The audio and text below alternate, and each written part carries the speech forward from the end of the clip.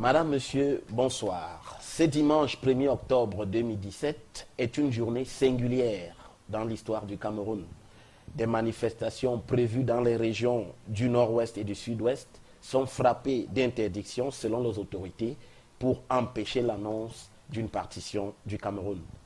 Au-delà de ces conjectures factuelles, il faut bien convenir que la crise anglophone a pris une proportion inquiétante au point qu'il y aura bien un avant et un après 1er octobre 2017. Devant cette situation, la classe politique se mobilise comme jamais pour indiquer les pistes pour une sortie de crise. À ce titre, nous recevons ce soir Victor Onana. Bonsoir Victor Onana. Bonsoir, bonsoir à tous vos téléspectateurs. Alors, vous êtes le président de l'Union des populations du Cameroun. C'est bien cela? Oui. Alors, avec vous, nous évoquons ce soir la crise anglophone au Cameroun aujourd'hui et les solutions qui peuvent lui être trouvées dans l'avenir. Alors, première question, Victor Onana, que peut-on dire de la crise anglophone aujourd'hui? La situation est grave, perdue ou encore récupérable? En tout état de cause, si on s'en tient aux déclarations de certains protagonistes de cette crise, elle ne peut pas être plus grave. La seule gradation qui reste, c'est la guerre. Donc, quand vous entendez les gens prononcer le mot sécession, je ne sais pas si dans un pays ou même dans une famille, il y a plus grave que séparation. Il n'y a pas plus grave que séparation. Donc, c'est une crise grave. C'est une crise très grave même. Mais il ne faut peut-être pas l'exagérer. Je crois qu'elle a une solution en elle-même parce que le Camerounais n'est pas prêt à suivre ce genre de propositions, ce genre d'offres politiques, parce que le Camerounais est fondamentalement attaché à son unité et à son intégrité territoriale. Est-ce que vous pensez que l'idée de sécession soit majoritaire à l'heure qu'il est dans les régions anglophones? Pas du tout, pas du tout. Mais vous savez, généralement, les agitateurs ont toujours plus de prégnance sur une actualité que ceux qui restent calmes, que ceux qui sont quoi. Et c'est ce qui se passe aujourd'hui.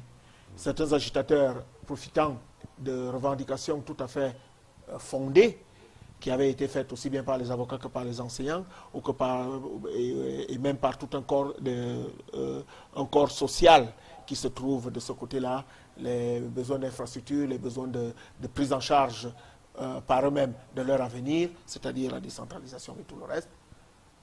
Ils ont profité de cela pour essayer de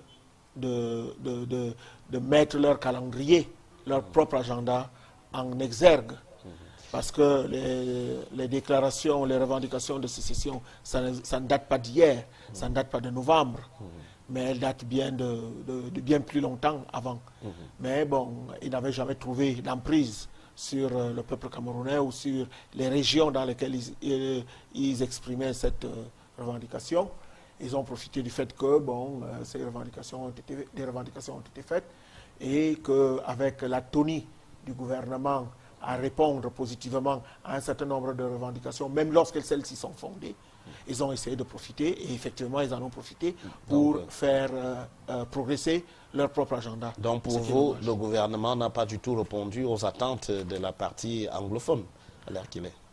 Ce n'est pas seulement une partie, les attentes d'une partie anglophone.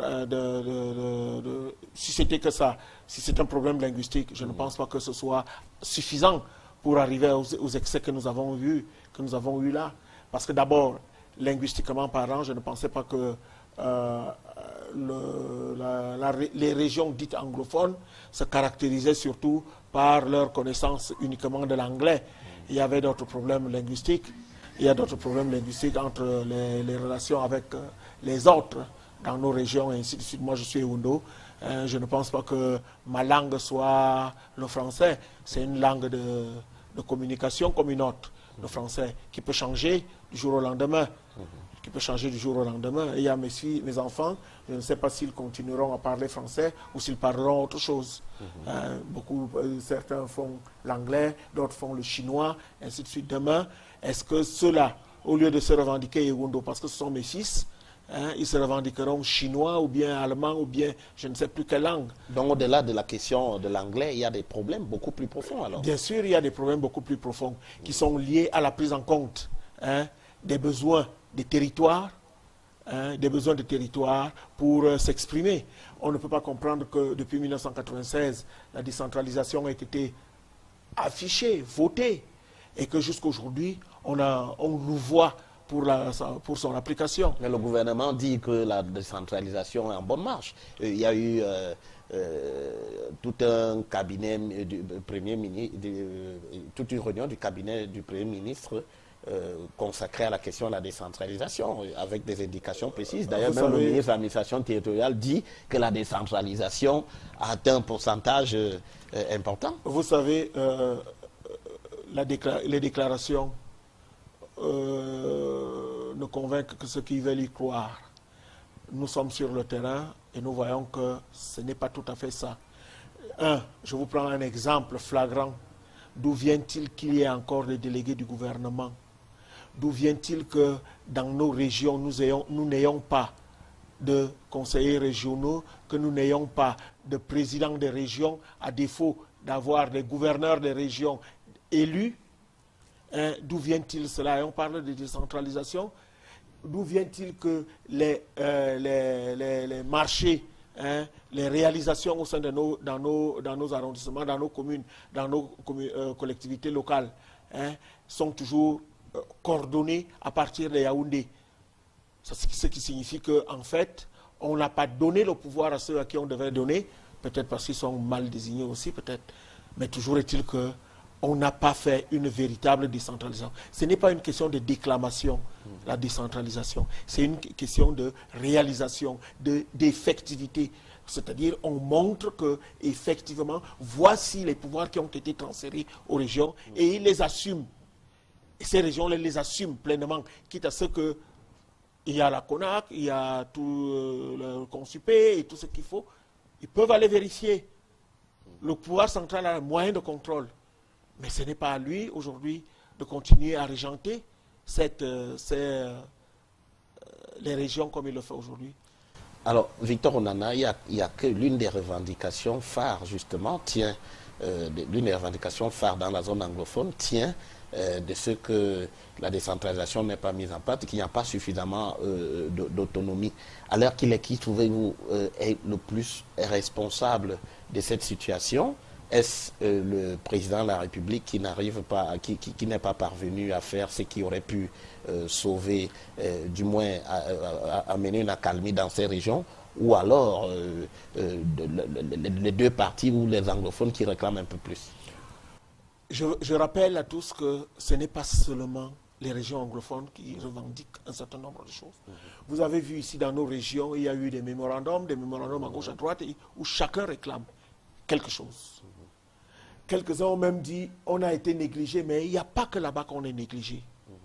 Il y a d'autres régions ici qui sont largement négligées et qui contribuent pourtant grandement à la production nationale brute, à la production nationale. Donc, ce n'est pas seulement ces régions. Mais en ce qui concerne l'autonomie des régions, c'est l'État qui doit transférer les pouvoirs qu'il a vers les régions. Donc, le premier responsable de cette absence de transfert, de cette absence d'autonomie, c'est bien le pouvoir central. C'est bien le pouvoir central. Et vous savez, malheureusement, à force de trop centraliser le pouvoir, on finit par créer une hydre qui finit par vous dévorer. Dans le cas d'espèce, le président de la République a concentré tellement de pouvoir entre ses mains qu'aujourd'hui, personne ne peut prendre de décision en ces lieux et places, même lorsque celle-ci relève d'un ministère ou d'une administration donnée. Tout le monde attend, et je ne vous apprends rien, vous avez dû le constater. Chaque fois qu'il y a un problème, on dit, on attend la décision de la présidence. On a envoyé à la présidence, on a envoyé à la présidence, on a envoyé à la présidence. Eh bien, du coup, il y a une hypertrophie de la présidence qui fait que personne ne sait plus qui fait quoi. Et personne n'est plus responsable de quoi que ce soit. Je crois que la décentralisation doit d'abord commencer par un renvoi d'un certain nombre de pouvoirs aux ministères, aux administrations, par le président de la République lui-même. Et maintenant, de ces administrations vers les collectivités territoriales en fonction des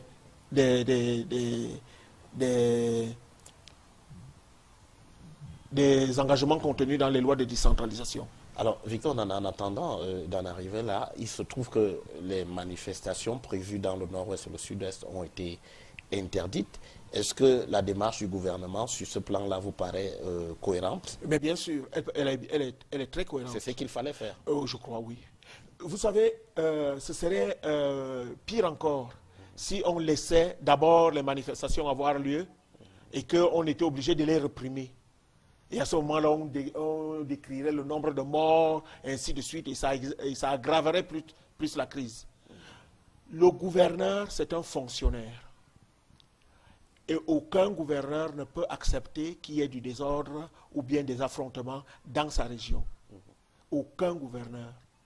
Donc, sa première réaction, c'est empêcher qu'il y ait du désordre. Or, dans une opération comme celle-ci, où des gens prétendent aller déclarer la création d'un État,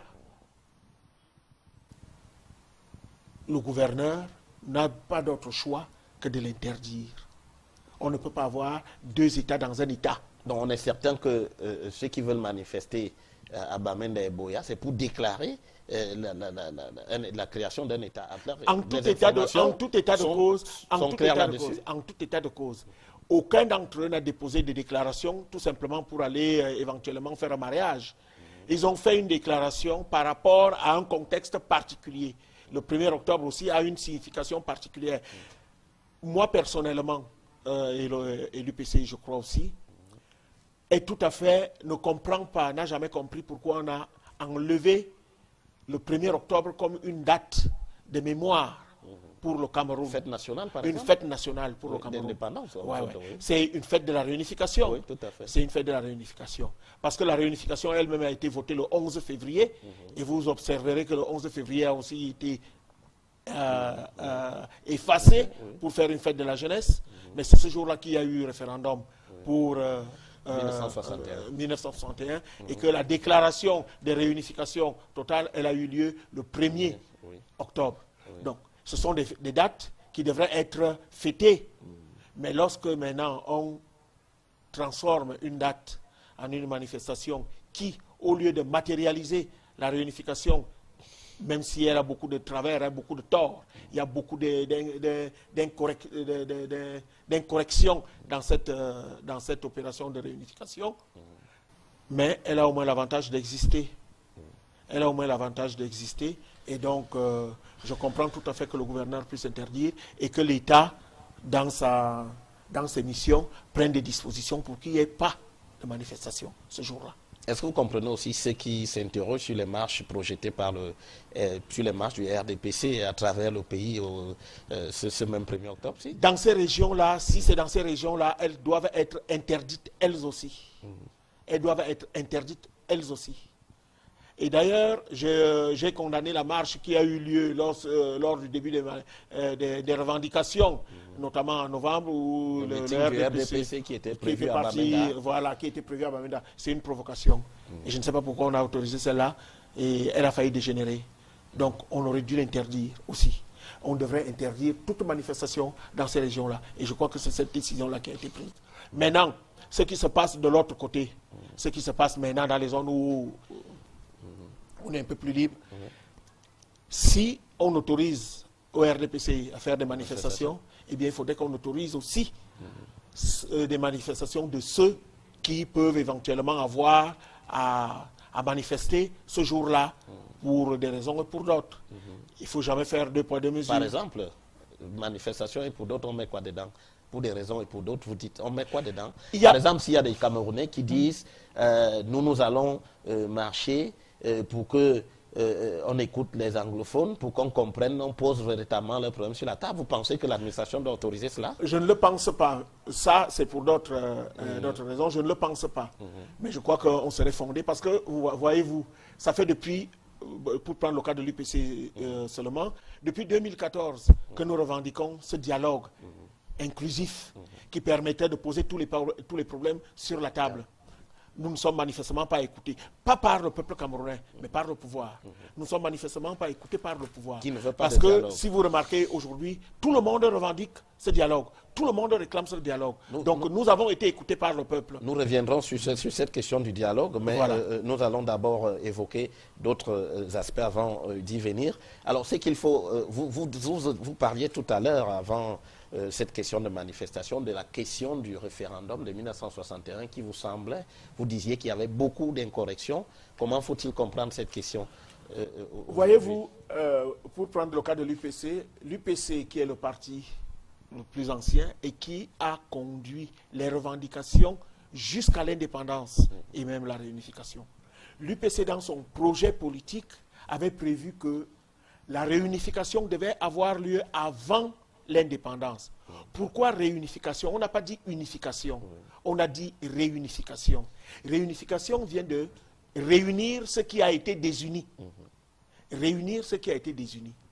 Et pour la petite histoire, le Cameroun que nous connaissons aujourd'hui, c'est une émanation de la conférence de Berlin de 1884. Tout à fait. Et le Cameroun avait pour capitale politique Buea et pour capitale économique Douala.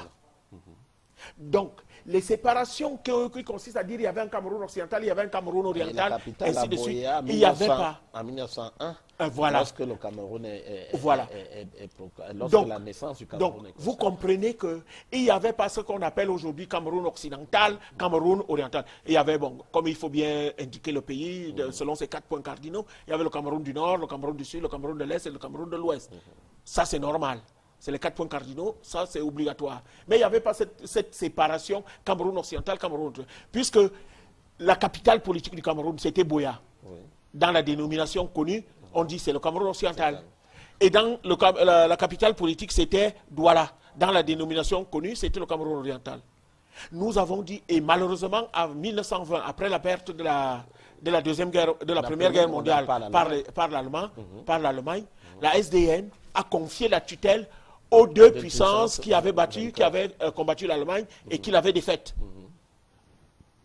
Mais sur la base d'une seule langue, ce n'est pas parce que vous avez plongé un morceau de bois dans un lac qu'il devient immédiatement poisson, qu'il va devenir poisson.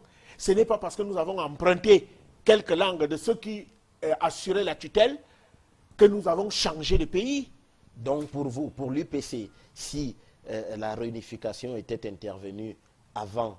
il n'y aurait pas tout ce problème. Il n'y aurait pas ce problème. Il n'y aurait pas ce problème. Comment cela? D'abord, parce que il n'y aurait pas eu le Cameroun occidental, le Cameroun oriental. Il n'y aurait jamais eu. Parce que le Cameroun serait revenu ce qu'il n'aurait jamais dû cesser d'être. C'est-à-dire le Cameroun dans un territoire. Un pays, c'est d'abord un territoire. Avant d'être un ensemble de populations. C'est d'abord un territoire. Un pays, c'est d'abord reconnu dans ses frontières. Et maintenant, tous ceux qui sont à l'intérieur peuvent se partager, peuvent se diviser comme ils veulent là, mais à l'intérieur d'un territoire. Donc, s'il y avait eu cela, il n'y aurait pas eu, premièrement, cette affaire-là. Évidemment, ceux qui étaient au pouvoir à l'époque, c'est-à-dire Ahidjo, il avait surtout en tête pas cette revendication que portait l'UPC, mais il avait en tête d'assumer d'abord le pouvoir, même si c'était dans son village, pourvu qu'il soit appelé président. Ahidjo était obnubilé par le pouvoir. Il fallait absolument... La France aussi d'ailleurs. La France aussi. Parce que la France, au lieu de porter au moins le projet politique que disait l'UPC, même si on avait écarté l'UPC des arcanes du pouvoir, au lieu de soutenir la France a voulu jouer les malins. Elle a voulu jouer les malins et elle a donc convaincu Ahidjo, parce qu'Ahidjo, à l'époque, qu'est-ce qu'il pouvait faire sans la France? Rien. Donc, le tort que nous reprochons à Ahidjo, c'est un tort que la France peut tout à fait bien porter, en est responsable. Toujours est-il que l'indépendance a précédé la réunification. Maintenant, il fallait quand même aller vers la réunification. D'abord, nous avons été coupés d'une très grande partie de notre territoire. Au terme du référendum du 11 février 61. Ce référendum a validé une certaine situation. Maintenant, on a eu cette situation. Il y a une partie de ceux-là qui donc ont accepté de rejoindre le Cameroun, qu'ils n'avaient jamais quitté d'ailleurs, qu'ils n'avaient jamais quitté. On a rejoint. Mais maintenant, dans la gestion de ce référendum, manifestement, si on s'en tient à ce que disent ceux qui avaient participé à la conférence de Fumban et ainsi de suite, les engagements n'ont pas été tenus par certains. Les engagements n'ont pas été tenus par certains. C'est-à-dire par Ahidjo et par d'autres. Mais on ne peut pas reprocher tout seulement à Ahidjo. Les engagements n'ont pas été tenus, y compris par ceux qui représentaient cette zone-là. C'est-à-dire John Goufoncha, Tandemuna et tout le reste. Gomjoa. Et bien sûr. Oui. Manifestement, ils n'ont pas insisté pour que les garanties ou bien pour que les engagements soient tenus. Oui. Bon, ils se sont contentés d'assumer les parcelles de pouvoir qui leur étaient concédées. Hein? Ils se sont contentés d'assumer cette parcelle de pouvoir. Bon, maintenant la situation est là. Donc il ne bronche pas lorsqu'Ahidjo commence à désosser toute l'architecture des accords. Mais jusque dans les années, avec Ahidjo est parti, Biya est venu, même après la mort d'Ahidjo, Biya a continué avec eux, non? Oui. Ils ont continué. Tandemuna, c'est à sa retraite qu'il est parti. Hein? Bon, les autres ont eu la bonne idée de mourir avant. Oui. Donc bon. Alors, est-ce que finalement, est-ce que le référendum de 1972, aujourd'hui, tel qu'on regarde la situation, il était une bonne option ou finalement... Il 72 oui, tout à fait. Est-ce qu'il aurait été une bonne option? Non, je ne peux pas le penser. D'abord parce qu'il n'a pas été discuté. Il n'a pas été discuté avec, en fait, comme disent quelques-uns, le référendum, c'était la question, c'était voulez-vous ceci? Et la seule alternative, c'était oui ou oui. Hein? C'était pas oui ou bon, non. Comme le disaient d'autres, c'était oui ou yes. Bon, c'est la même chose. Donc, je pense qu'il y a certains points de ce référendum qui auraient mérité une plus grande discussion et un accord plus important de ceux qui avaient signé les accords de 1961, les accords de Fumban. Mais qu'à cela ne tienne, un accord, lorsque vous estimez que cet accord-là peut-être est désuet, on peut discuter, mais ce n'est pas une raison de remettre en cause la nature de l'État. Mais est-ce qu'on s'est montré un peu, est-ce qu'on s'est montré ouvert aux revendications de la partie anglophone? Je veux parler d'ailleurs Ahidjo. Ouais. On avait nommé John Goufoncha vice-président pendant la période de la fédération, et puis ça a été supprimé. On a revu d'ailleurs on a revu cette constitution, on est parti à un référendum sans... Est-ce que ce n'était pas finalement à marche forcée qu'Ahidjo a détricoté les accords de Fumban? C'est à marche forcée, bien sûr. Et vous avez vu, moi je peux vous prendre la constitution de 96. On l'a aussi détricoté. On l'a aussi détricoté. Alors, ce que vous avez accepté avec tout le monde, hein, vous le détricotez sans même tenir compte de l'existence des autres. Ça n'a jamais été une bonne chose. Et évidemment, Ahidjo c'était un autocrate. Tout le monde le sait, on n'a pas besoin d'en faire une image. Donc, il a transformé, hein, il n'écoutait que ses propres pulsions de pouvoir, et il a fait ce qu'il a fait. Et ça s'est continué. Ça n'a pas changé. Mais pourtant, on a vendu l'idée qu'il était le père de la nation, le grand constructeur de l'unité nationale. Si je vous dis qu'aujourd'hui, on considère que le Cameroun est né en 1982, il est né le 6 novembre 1982. Qui ça? Ah, vous savez, les turiféraires, ils ont toujours dit ça. Que le Cameroun était... Le Cameroun n'est né qu'avec la présidence de M. Biya, ce qui est quand même une aberration. Et de la même façon qu'on a dit Ahidjo est le père de la nation, de quelle nation? Vous savez très bien que la revendication sur l'indépendance et l'existence de la nation, elle n'a pas été portée par Ahidjo. Au contraire, elle a même été combattue par Ahidjo. Et avant d'en profiter, lorsque celle-ci, cette indépendance, est devenue inéluctable, il en a profité, mais il n'a pas combattu. Je vous rappelle qu'on a délégué les Okala, les ceci, cela, à l'ONU pour aller combattre la revendication d'indépendance et de l'unification portée par l'UPC. Donc, je ne peux pas penser, on ne peut pas dire ça. Père de la nation, mais ça c'est les turiféraires quand lorsqu'ils ont déjà besoin de vous savez, moi je n'ai pas envie de beaucoup commenter ce climat là parce que bon, il ne faut pas trop remuer les plaies. Il ne faut pas trop remuer les plaies, mais elles sont quand même béantes là à l'heure qu'il est. Ah oui, mais donc il faut chercher des solutions. Il faut chercher des solutions. Et je crois donc, vous passez, là on parlait d'Amadou Ahidjo, mais quand même, comment on peut comprendre, on entend beaucoup de reproches ici aujourd'hui sur le président Biya. Après 72, il y a quand même qu'en 84, il va encore avoir d'autres amendements, d'autres qui semblaient aussi indiquer qu'on voulait consolider. Si je voulais être manichéen,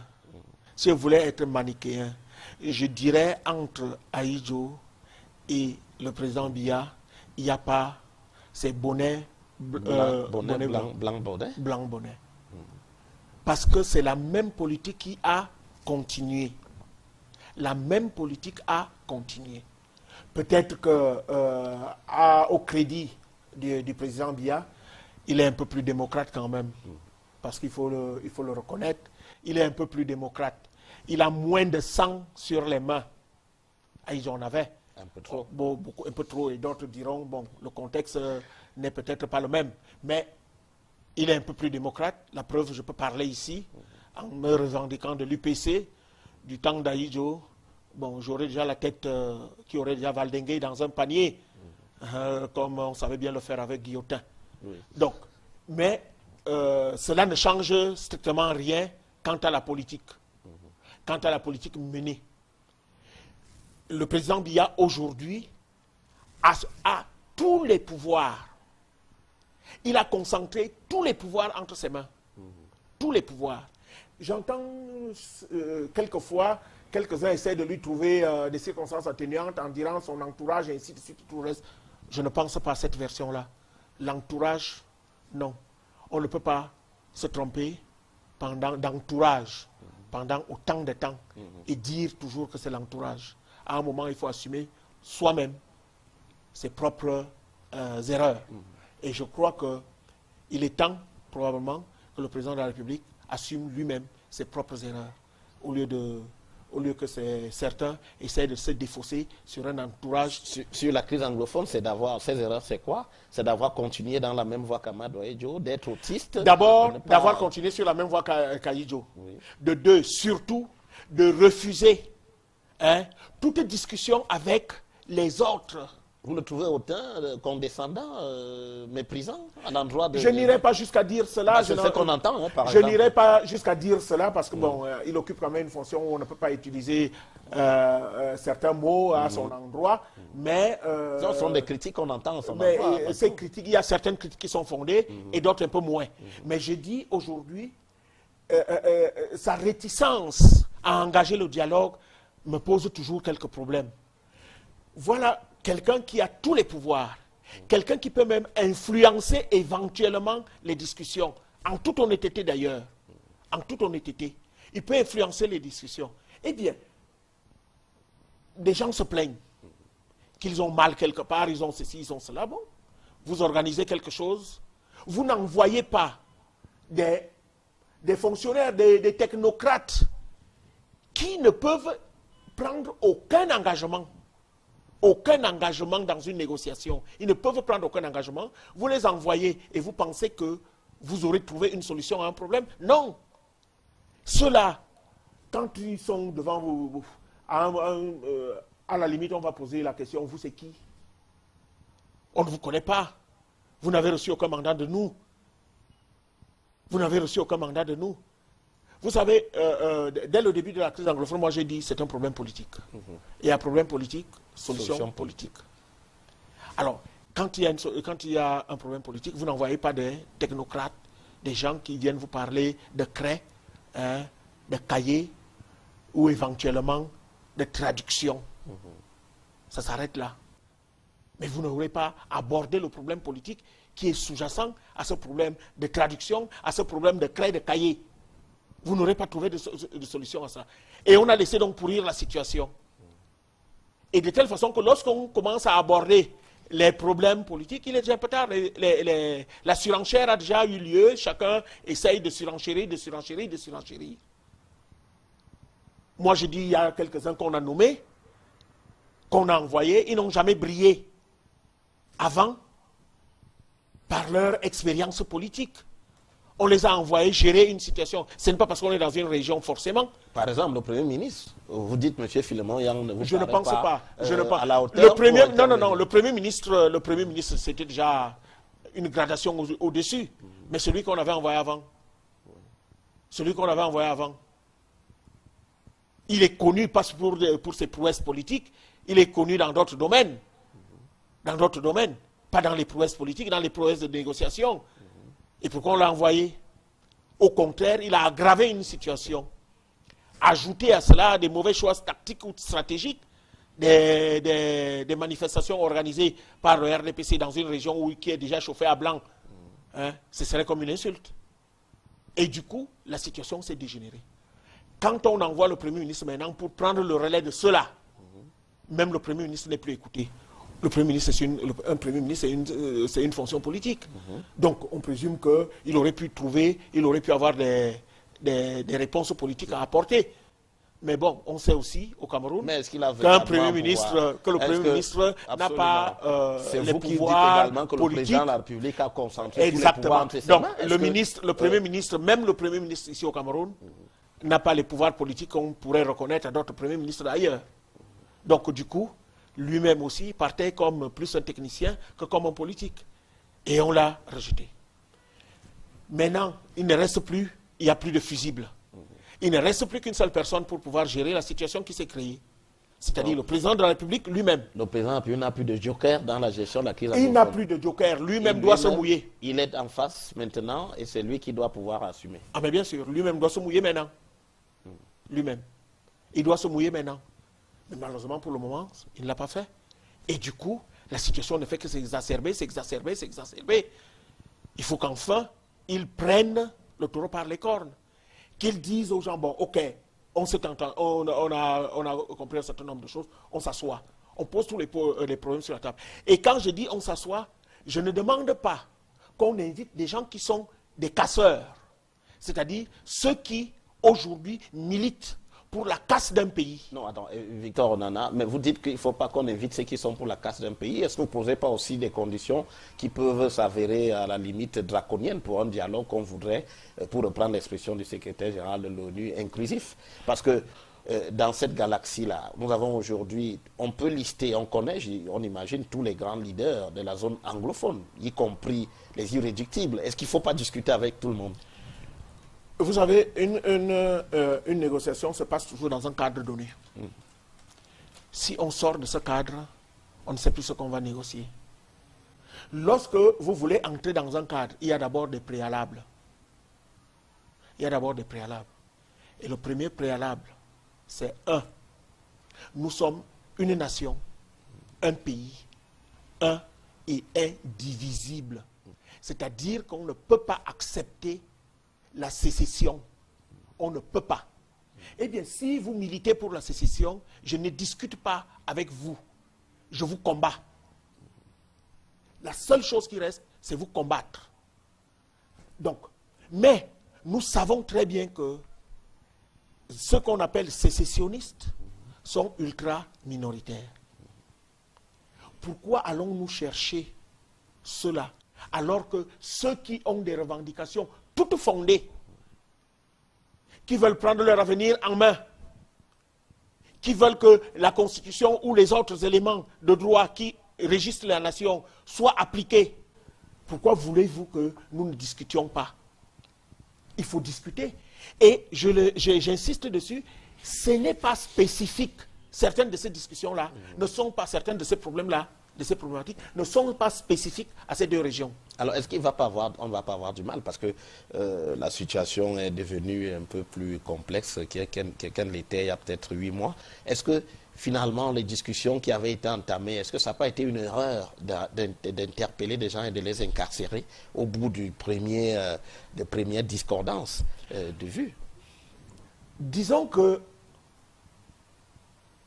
dans la foulée de tout ce qui se passait, il fallait d'abord restaurer un peu d'ordre. Vous ne pouvez pas discuter alors que les fusils crépitent, lorsque les trucs brûlent, les maisons brûlent, les écoles, ainsi de suite et tout, vous ne pouvez pas discuter. Donc, d'une certaine manière, je ne peux pas jeter la pierre au gouvernement d'avoir retiré du champ de la confrontation ce qui éventuellement l'alimentaient, même quand ils avaient raison. Je prends par exemple les avocats, je prends par exemple les enseignants et tout le reste, même quand ils avaient raison. On les sort d'abord du champ de l'alimentation, de la même façon que je ne me suis jamais opposé au fait qu'on ait bloqué Internet. Parce que le blocage d'Internet a permis de couper un des ingrédients qui alimentait fortement les désordres dans les zones. Mais vous n'accréditez quand même pas l'idée qu'on puisse mettre des gens en prison 8 mois, non, simplement. Une seconde. Donc, je dis, on peut comprendre cela oui, pour ramener de l'ordre. Mais lorsque l'ordre est revenu, il faut bien discuter avec ceux-là. On ne les avait pas retirés de la circulation parce qu'ils avaient commis quelque chose de mal, de criminel ou de ceci, cela. Mais maintenant, c'était pour essayer de couper avec l'ambiance générale. Cela ne peut pas durer, il fallait bien qu'on les sorte. Je ne serais pas allé jusqu'à 8 mois, ainsi de suite, certainement. On aurait dû couper peut-être 1 mois, 2 mois. On aurait pu avoir aussi des mesures d'assignation à résidence. À la limite, on les aurait ramenés ici à Yaoundé, voilà. On les aurait laissés ici à Yaoundé, dans un hôtel, pour juste calmer d'abord la situation. Maintenant, on les a sortis, c'est déjà bien, je ne vais pas refaire l'histoire. Je ne vais pas refaire l'histoire parce que...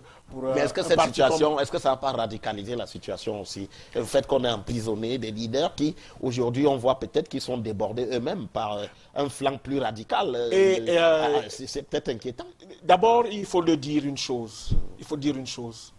Quand on les arrête, la situation leur a déjà échappé. Bon. En fait, la situation leur a déjà échappé. Ils se sont laissés déborder. Ils n'ont pas été débordés. Ils se sont laissés déborder par ceux qui avaient un autre agenda. Vous savez, on ne les a pas arrêtés dès les premiers jours de la manifestation quand même. On les a arrêtés lorsque les exactions ont commencé. On a commencé à brûler, on a commencé à faire, y compris à marcher sur le drapeau, brûler le drapeau du Cameroun, saccager Babenda et Boya et tout le reste. C'est à ce moment-là qu'on a commencé à les arrêter. Mais on ne les a pas arrêtés. J'ai vu pendant plusieurs semaines les manifestations d'avocats, on ne les a pas arrêtés. Donc, parce que, voyez-vous, il y a toujours une gêne. Les gens confondent la confrontation politique qu'on peut avoir avec un pouvoir, avec les intérêts de la nation qui sont mis en cause. Le pouvoir est comptable de la nation et il doit prendre les mesures qu'il faut pour arrêter, stabiliser, éviter. Et je crois que certaines mesures, malgré quelques exagérations, mais certaines mesures ont été prises à bon escient. Maintenant, il faut les laisser. Et il y a d'autres qui ont été arrêtés. Eux, c'est des casseurs. Parce que rien ne peut justifier aujourd'hui que parce que vous voulez manifester de ceci, cela, vous venez trouver ma voiture, vous la brûlez. Vous venez trouver ma maison, vous la brûlez. Vous voyez mon enfant, vous vous mettez à le martyriser, à le malmener sous prétexte que l'enfant est parti à l'école. Vous ne m'imposez pas votre point de vue quand même. Alors, si on accepte qu'ils puissent imposer leur point de vue à ceux-là, eh bien, il faut qu'ils acceptent aussi qu'on puisse leur imposer un point de vue, y compris par la force. Et l'État est le seul à avoir la force, le monopole de la violence légitime. Oui. Eh bien, qu'ils acceptent aussi la même violence qu'ils ont employée pour essayer d'embrigader les enfants, de malmener les enfants, qu'on leur impose la même chose. Donc, j'ai dit, il faut discerner entre ceux qui ont eu des revendications purement politiques en utilisant les moyens connus, la grève, la manifestation, même si ces manifestations-là n'ont pas été acceptées, avec ceux qui, on les appelle généralement les casseurs, comme on les voit dans d'autres manifestations, ils sont venus pour faire la casse. Ceux-là, ils ne sont pas excusables. Parce que c'est eux qui font dégénérer et le combat et le sens d'une manifestation. Donc moi je dis, je ne vais pas me mettre à faire dans la fine bouche, parce que si un jour j'avais à gérer le pouvoir, il y a des choses sur lesquelles je serais intraitable. Je n'ai pas besoin de le cacher. Je serais sur les choses. Il y a des choses sur lesquelles il faut être intraitable, parce que c'est ça la gestion de l'État. Mais finalement, il y a aussi beaucoup d'amalgame. Puisque vous dites qu'il y a des casseurs qui disent qu'ils n'ont pas cassé. On a quand même aussi vu ces exactions des forces de l'ordre, quand même, qui parfois ont dépassé quand on dit exaction, il n'y a pas à choisir entre forces de l'ordre et ainsi de suite. Les forces de l'ordre, elles sont formées pour ne pas tomber dans les exactions. Eh bien, si quelqu'un tombe dans les exactions, il tombe sous le coup de la loi, il faut agir. Je n'ai pas dit que seuls les manifestants doivent être jugés, punis, y compris les forces de l'ordre. Parce que c'est ça aussi, lorsque vous utilisez mal la force légitime, normalement, vous créez des situations conflictuelles inutiles. Et donc, il faut, le moins qu'on puisse dire, il faut les frapper. Je suis assez écœuré par ce que je vois souvent à la télé, notamment aux États-Unis, où un policier tue de sang-froid quelqu'un et on appelle ça un grand jury qui va s'asseoir et qui commence à raconter n'importe quoi et pour dire que comme c'était un policier, bon, il faut le lâcher et on le lâche. Non. Vous avez commis une erreur, tout le monde doit payer son erreur. C'est tout. Alors, dans cette si vous dites que le président Paul Biya n'a plus de fusibles, est-ce que cela voudrait dire qu'il faudrait absolument, à l'heure qu'il est reconfiguré peut-être la scène politique, on parle d'un remaniement, est-ce que ça vous paraît une solution un peu possible? Le remaniement et autres, c'est des pis-aller. On demande un dialogue. Au terme du dialogue, on saura ce qu'on fera. Un remaniement, c'est un ministre qui remplace un autre, c'est un décrété qui remplace un autre décrété. Quelle incidence? Quelle influence? Premièrement, ayez le dialogue politique qui s'impose. Et lorsque le dialogue politique s'est tenu, et bien sûr, il y a des gens qui seront tenus de mettre ce dialogue politique en œuvre. Et à ce moment-là, si il procède à un remaniement ministériel ou à ce qu'il veut, ça c'est un problème. Vous savez, moi j'ai une idée assez péjorative de ce qu'il y a eu la commission du bilinguisme et tout le reste. Ça c'est un machin. Je le dis, c'est un machin. Qui ne peut rien apporter. Il ne peut strictement rien apporter. Parce que d'ailleurs, il ne s'adresse pas aux bonnes revendications. Il ne s'adresse pas aux bonnes revendications. Cette affaire de dire l'anglais, on n'a pas besoin de dire à quelqu'un d'apprendre l'anglais. On n'a pas besoin de dire à quelqu'un de parler l'anglais. Les francophones qui vont au sud-ouest ou au nord-ouest, ils parlent quoi? Ils sont obligés de parler anglais, d'apprendre l'anglais. Les anglophones qui viennent ici à Yaoundé, ils sont obligés de prendre le français. Mais si vous regardez même dans nos zones ici, 60% des parents envoient maintenant leurs enfants dans des établissements où on parle anglais et français. Donc, c'est la nature, c'est la vie même qui l'exige. L'anglais est la première langue parlée au monde. Si vous voulez, si vous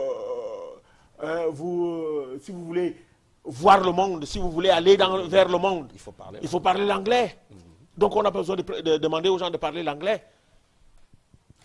Vous dites qu'on attend, on demande au président Paul Biya de faire le dialogue. Est-ce que finalement, il y a des craintes que le président Paul Biya ne soit pas un homme de dialogue? On se souvient, en 1991, de sa réponse à la suite de la demande de la conférence nationale. Il avait dit elle est sans objet. Vous savez, bon, quelques-uns s'amusent à dire souvent le président Biya est le maître du temps.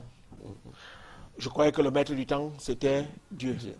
Bon, il paraît qu'il a renvoyé son fils. Hein. Bon, il est le maître du temps. Mais le temps ne connaît pas de maître. Le temps ne connaît pas de maître. Ce qu'on doit faire aujourd'hui, il faut le faire aujourd'hui. Et renvoyer ce qu'on doit faire demain à demain. La situation est explosive. Est-ce que vous pensez que c'est parce qu'on va gérer le temps qu'on va gérer les problèmes? Non. Au moment où on s'engage dans la résolution du problème, peut-être qu'on est déjà déconnecté. Un anachronisme s'est instillé. Donc au moment où vous parlez A, on est déjà à F. Donc vous êtes toujours en train de courir derrière le temps. Donc à partir de A pour rejoindre les autres à F, vous êtes obligé de courir pour faire B, C, D, E, hein, et ainsi de suite. Donc, les choses doivent être engagées au moment où elles doivent s'engager. J'ai vu une déclaration du secrétaire général de l'ONU. Oui, il ne faut pas qu'on attende. Nous l'évoquerons. Alors, mais est-ce que finalement, le président, il y a un débat qui a cours aussi également, l'absence du président de la République. L'absence du président de la République du pays, le président du MRC, Maurice Kamto, estime qu'il faut sérieusement se poser la question au sujet de la vacance à la tête de l'État. La loi, à ce que je crois, à ce que si j'ai bonne souvenance, la loi a encadré les absences du président de la République. La loi ou la Constitution, elle a encadré les absences du président de la République. Eh bien, si on sort de ce cadre-là, il faut appliquer la loi. Il faut appliquer la loi. Donc, moi, je ne sais pas si la loi peut déjà s'appliquer, mais il faut appliquer la loi, c'est tout. D'accord. Puisqu'il le dit, Maurice Kamto le dit, en rapport avec la crise anglophone, pour lui, le président de la République devait être au Cameroun. Il n'aurait même pas dû aller aux Nations Unies, à l'Assemblée générale. Par rapport à cela, je crois qu'il y a effectivement, on a vu dans d'autres pays, lorsqu'il y avait une crise grave qui éclatait, on a vu qu'avec Rajoy, Mariano Rajoy, il n'est pas parti à Tallinn. Oui. Hier, avant-hier, hier, aujourd'hui, puisqu'il y avait un référendum. Parce qu'il y a des menaces qui pèsent sur son pays. Oui. Et c'est d'ailleurs les menaces de même nature. Oui, tout à fait. Puisque demain ou après la Catalogne organise un scrutin justement de séparation. Pour gérer ce problème-là, qu'est-ce qu'il a fait? Il est là, sur place. Et je crois que effectivement, il ne faut pas inventer la roue, on ne va pas réinventer la roue. Lorsque la roue existe déjà, il faut prendre de bons exemples. Lorsqu'un exemple est bon, il faut l'appliquer. Et je crois que de ce point de vue, le président serait bien inspiré d'arriver au plus tard aujourd'hui, pour au moins voir ce qu'il peut faire. Parce que je pense que même jusqu'à ce soir, il peut encore parler quand même aussi. Il arrive, il parle. Il faut qu'il s'adresse aux Camerounais. Il peut s'adresser aux Camerounais, oui. Ah, il faut bien qu'il s'adresse aux Camerounais de temps en temps quand même. Parce qu'il ne le fait pas assez. À votre avis? C'est vous le président du parti qui dites, c'est vous le politicien qui contrarie. Non, mais bon, c'est le moins qu'on puisse dire, il ne s'adresse pas assez. Oui. Bon, et je peux vous dire quand il s'adresse, généralement, le 1er janvier, c'est-à-dire le 31 décembre, oui. le 10 février, full stop. Bon. C'est pas assez. Manifestement. Alors, le dialogue, vous évoquiez il y a quelques instants, le dialogue, l'expression du secrétaire général des Nations Unies, M. Antonio Guterres, qui a dit qu'il fallait un dialogue inclusif au Cameroun. Alors, est-ce que finalement, est-ce que là, ce n'est pas déjà quelque chose d'assez inquiétant que l'ONU soit en train de donner des directives au Cameroun, comment gérer une crise qui est pourtant d'abord une affaire intérieure?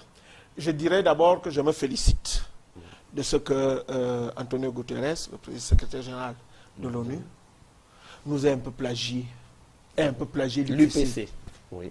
Parce que c'est une revendication que nous portons depuis le 8 juin 2014 à l'UPC. Donc, ce qui est très bien.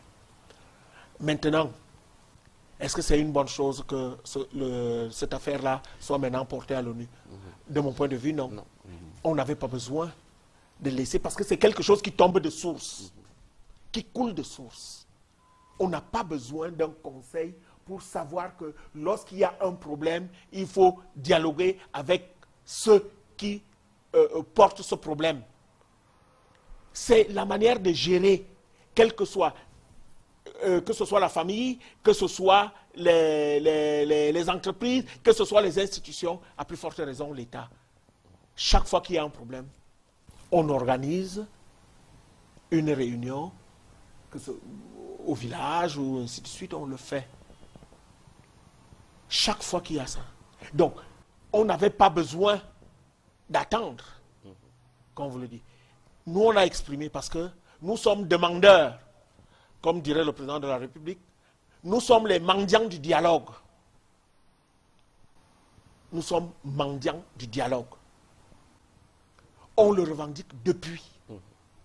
Mais nous nous heurtons depuis aussi à un refus dédaigneux de la part, y compris lorsqu'ils disent que nous sommes partenaires.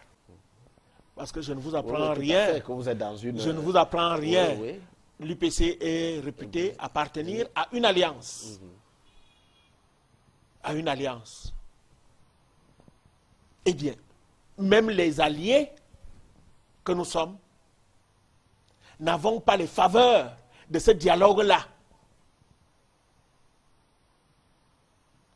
Maintenant que Guterres a parlé, peut-être que ça va aller. Alors vous, mais dommage que cette affaire aille maintenant à dans l'ONU. le dialogue inclusif demandé par l'UPC, en quoi est-ce qu'il consiste? Vous savez, un État, c'est une organisation comme une autre. Ça a des principes, ça a des statuts, ce que vous appelez les constitutions, ça a des règles intérieures qui permettent de réguler l'ensemble des relations à l'intérieur.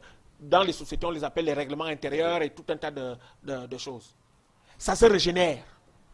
Ça se régénère au fur et à mesure que vous vivez. Vous vous apercevez que là où vous avez dit que vous allez faire A, peut-être que le A ne s'applique plus tout à fait. Eh bien, on reprend, on essaie de changer parce que le substrat de tout cela, la substance de tout cela, c'est fluidifier, séréniser et pacifier les relations entre les citoyens d'un même pays. Eh bien, nous sommes face à une situation, les institutions ne marchent pas. Les pouvoirs ne s'auto-régulent pas. Les relations entre les citoyens ne sont pas fluides. Vous voulez faire un petit sentier, un petit puits d'eau à Monatélé ou à Okong, chez moi. Vous êtes obligé de vous en référer à tel ou à tel. Ce n'est pas fluide. Et pour faire ce chemin-là, je suis à 30 km de Yaoundé, pour faire ces 30 km pour arriver ici à Yaoundé, pour que votre projet aboutisse, il vous faut 5 ans. Oui. Bon. Vous comprenez que les gens ne soient pas contents. Donc, il faut revoir un certain nombre de choses. Le dialogue dont nous parlons, c'est dire que toi, tu fais ça, toi, tu fais ça, toi, tu fais ça, toi, tu fais ça. Et dans ces rapports, voici comment chacun se retrouve. Il faut le faire. Il faut le faire. Tout le monde se plaint de la qualité des relations intersociales dans le pays. Prenons, on dit qu'on est dans la démocratie. Oui. Est-ce que vous trouvez ça très démocratique qu'un organe comme Elecam, qui est chargé de faire en sorte de pacifier les uns et les autres à travers des processus de dévolution du pouvoir, c'est-à-dire le processus électoral, oui. Vous pensez que c'est normal, c'est sain qu'une seule personne soit celle-là qui désigne le truc.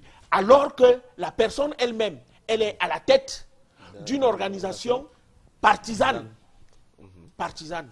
Oui. Vous êtes juge et parti. Ne fût-ce que ça. Vous avez un code électoral où il suffit que, comme nous sommes dans un pays où il y a 300 partis, vous pouvez avoir 1%, je dis bien 1%, et vous êtes élu président de la République. 1%. Parce que l'organisation et tout ce qui entoure les élections ne sont pas... Donc et ce n'est pas consensuel. C'est un dialogue, c'est un large dialogue. Ah mais bien sûr, c'est un large dialogue. Mais ce débat avait déjà eu cours entre large et... Qualifiez-le comme vous voulez. Moi, je ne voulais pas mettre un qualificatif. Oui. J'ai dit un dialogue. Il n'y a pas deux types de dialogue. Un dialogue inclusif. D'abord, inclusif parce qu'il faut inclure l'ensemble du corps social. De deux, il ne faut pas qu'il y ait des sujets tabous. Mais on pourrait mettre aussi la question vous savez que c'est une question qui peut être délicate. On peut mettre aussi la question de l'avenir du chef de l'État à la tête du pays. Est-ce que c'est quand vous dites qu'il n'y a pas de tabou, ça pas là une ligne à ne pas franchir? Mais bien sûr, moi, devant vos caméras, je le dis, la question de la succession se pose. La question de l'alternance se pose. Pourquoi ne doit-on pas en parler? Je ne sais pas que, bon, je ne voudrais pas, il a 85 ans, je crois. Oui. 85 ans. À 85 ans, je crois qu'on pense plus au repos, y compris éternel, qu'à un avenir promoteur, quand même. C'est la loi de la nature. C'est la loi de la nature. Donc, ce n'est pas faire injure à qui que ce soit que de dire qu'il doit penser. J'ai lu un extrait. J'ai lu un extrait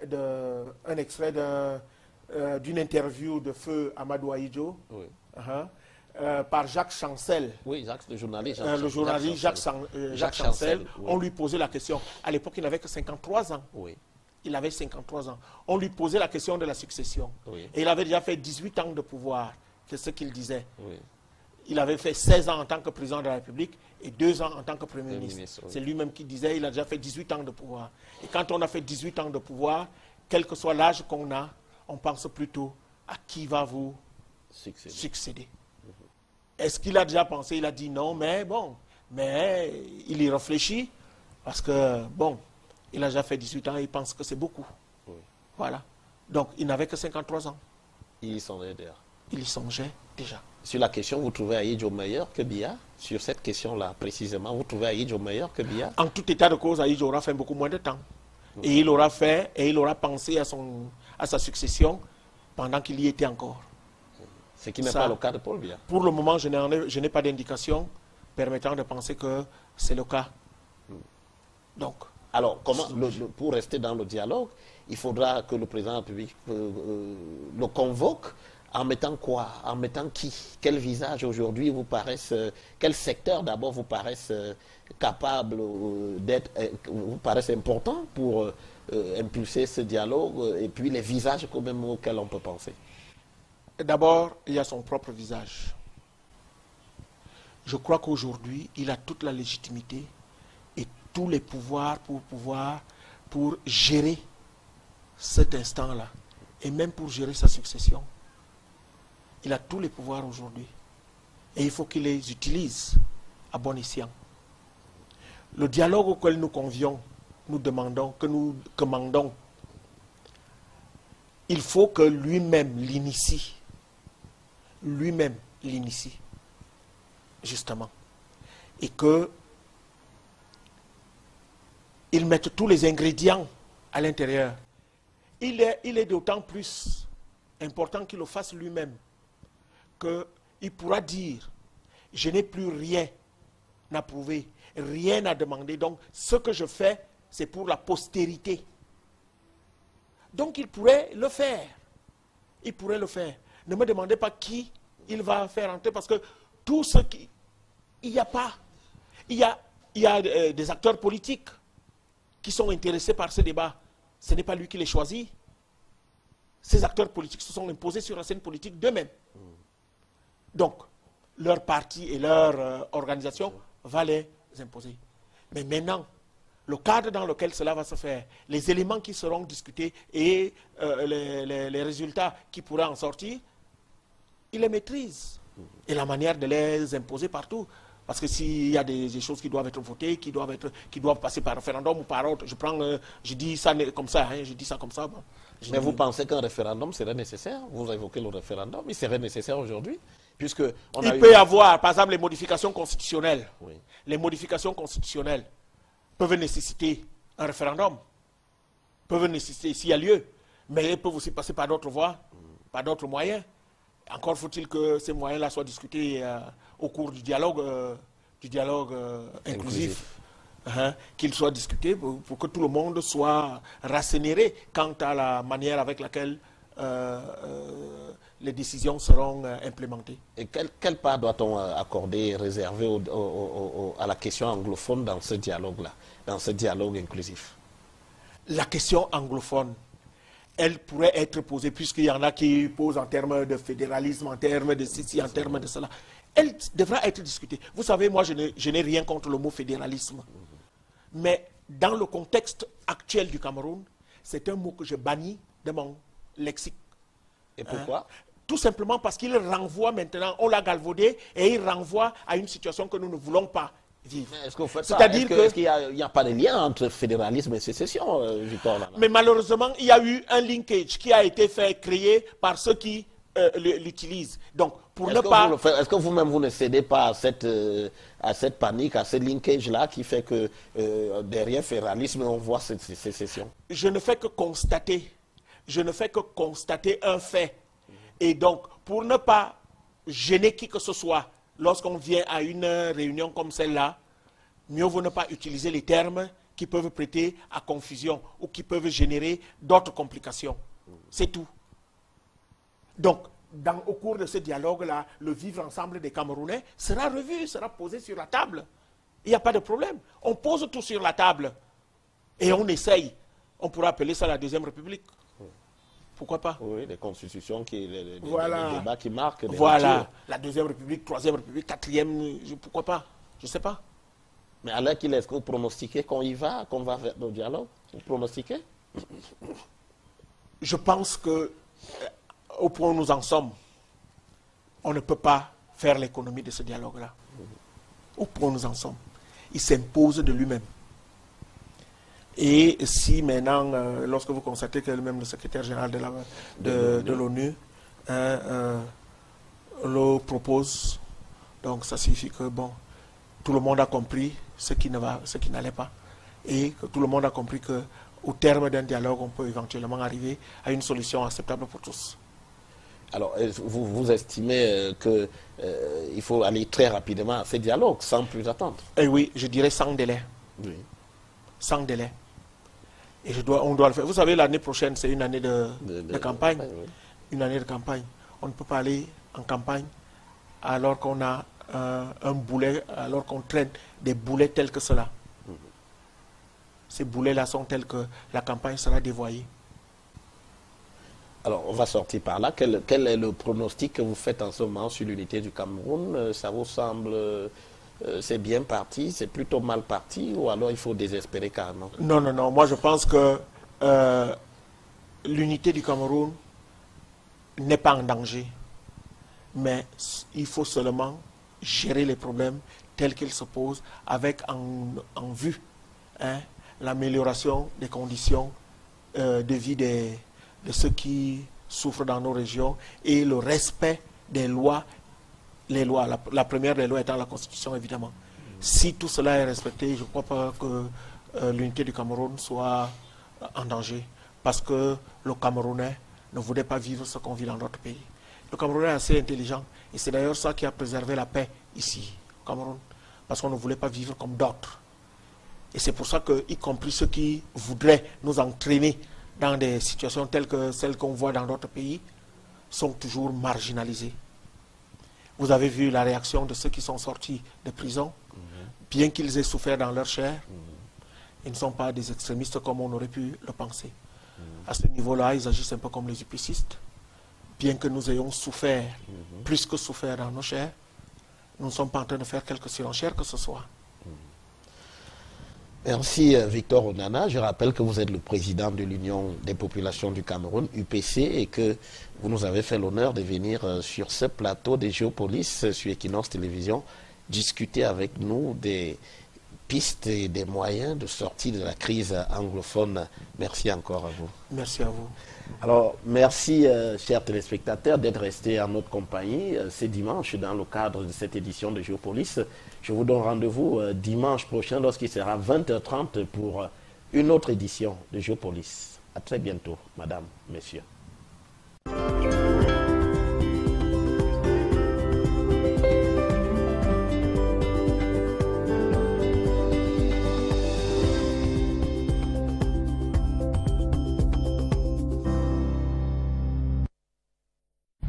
On voulait consolider. Si je voulais être manichéen, je dirais entre Ahidjo et le président Biya, il n'y a pas ces bonnets blanc bonnet. Parce que c'est la même politique qui a continué. La même politique a continué. Peut-être que au crédit du président Biya, il est un peu plus démocrate quand même. Parce qu'il faut le reconnaître. Il est un peu plus démocrate. Il a moins de sang sur les mains. Ah, ils en avaient. Un peu trop. Beaucoup, un peu trop. Et d'autres diront, bon, le contexte n'est peut-être pas le même. Mais il est un peu plus démocrate. La preuve, je peux parler ici, en me revendiquant de l'UPC, du temps d'Aïdjo. Bon, j'aurais déjà la tête qui aurait déjà valdingué dans un panier, comme on savait bien le faire avec Guillotin. Oui. Donc, mais cela ne change strictement rien quant à la politique. Quant à la politique menée. Le président Biya, aujourd'hui, a tous les pouvoirs.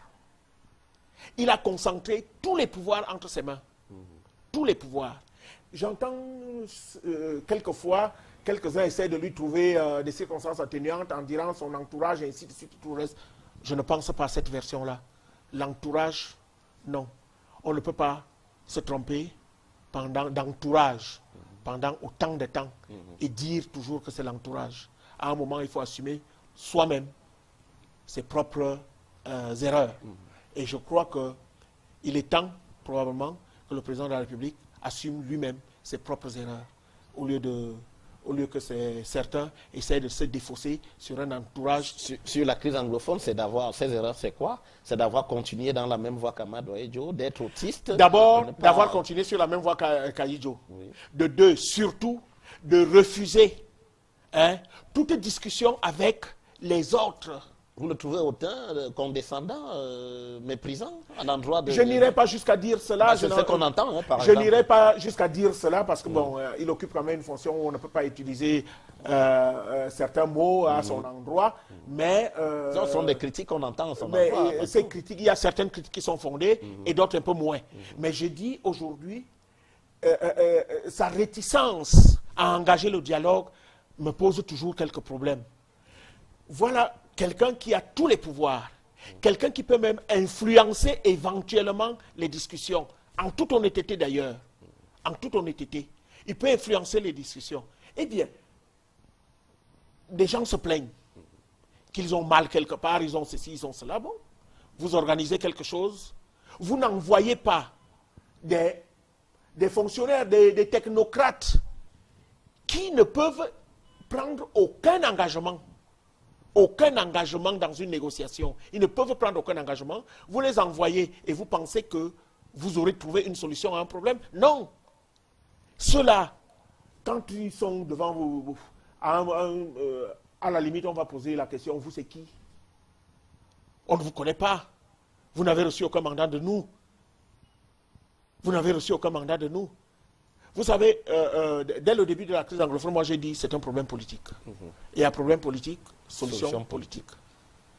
Alors, quand il y a un problème politique, vous n'envoyez pas des technocrates, des gens qui viennent vous parler de craie, de cahiers ou éventuellement de traduction.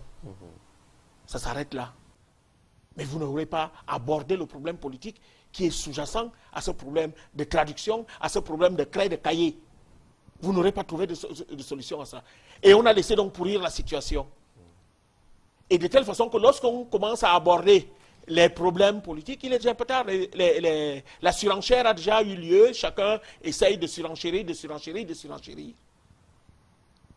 Moi, je dis, il y a quelques-uns qu'on a nommés, qu'on a envoyés, ils n'ont jamais brillé avant par leur expérience politique. On les a envoyés gérer une situation. Ce n'est pas parce qu'on est dans une région forcément. Par exemple, le Premier ministre, vous dites, M. Philemon, je ne pense pas. Je ne pense. À la hauteur le Premier ministre, c'était déjà une gradation au-dessus. Mais celui qu'on avait envoyé avant. Celui qu'on avait envoyé avant. Il est connu, pas pour ses prouesses politiques, il est connu dans d'autres domaines. Dans d'autres domaines. Pas dans les prouesses politiques, dans les prouesses de négociation. Et pourquoi on l'a envoyé? Au contraire, il a aggravé une situation. Ajouté à cela des mauvais choix tactiques ou stratégiques, des manifestations organisées par le RDPC dans une région qui est déjà chauffée à blanc. Ce serait comme une insulte. Et du coup, la situation s'est dégénérée.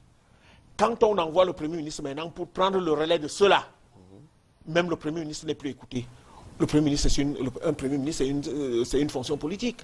Donc, on présume qu'il aurait pu avoir des réponses politiques à apporter. Mais bon, on sait aussi au Cameroun qu'un Premier ministre, que le Premier ministre n'a pas les pouvoirs également que politiques. Le président de la République a concentré Exactement. tous les pouvoirs entre ses Donc, mains. le Premier ministre, même le Premier ministre ici au Cameroun, n'a pas les pouvoirs politiques qu'on pourrait reconnaître à d'autres Premiers ministres d'ailleurs. Donc, du coup, lui-même aussi partait comme plus un technicien que comme un politique. Et on l'a rejeté. Maintenant, il ne reste plus, il n'y a plus de fusible. Il ne reste plus qu'une seule personne pour pouvoir gérer la situation qui s'est créée. C'est-à-dire le président de la République lui-même. Le président de la République n'a plus de joker dans la gestion de la crise. Il n'a plus de joker. Lui-même doit se mouiller. Il est en face maintenant et c'est lui qui doit pouvoir assumer. Ah mais bien sûr, lui-même doit se mouiller maintenant. Lui-même. Il doit se mouiller maintenant. Mais malheureusement, pour le moment, il ne l'a pas fait. Et du coup, la situation ne fait que s'exacerber. Il faut qu'enfin, ils prennent le taureau par les cornes. Qu'ils disent aux gens, bon, ok, on a compris un certain nombre de choses, on s'assoit. On pose tous les problèmes sur la table. Et quand je dis on s'assoit, je ne demande pas qu'on invite des gens qui sont des casseurs. C'est-à-dire ceux qui, aujourd'hui, militent pour la casse d'un pays. Non, attends, Victor Onana, mais vous dites qu'il ne faut pas qu'on invite ceux qui sont pour la casse d'un pays. Est-ce que vous ne posez pas aussi des conditions qui peuvent s'avérer à la limite draconiennes pour un dialogue qu'on voudrait, pour reprendre l'expression du secrétaire général de l'ONU, inclusif? Parce que dans cette galaxie-là, nous avons aujourd'hui, on peut lister, on connaît, on imagine tous les grands leaders de la zone anglophone, y compris les irréductibles. Est-ce qu'il ne faut pas discuter avec tout le monde? Vous savez, une négociation se passe toujours dans un cadre donné. Si on sort de ce cadre, on ne sait plus ce qu'on va négocier. Lorsque vous voulez entrer dans un cadre, il y a d'abord des préalables. Et le premier préalable, c'est nous sommes une nation, un pays, un et indivisible.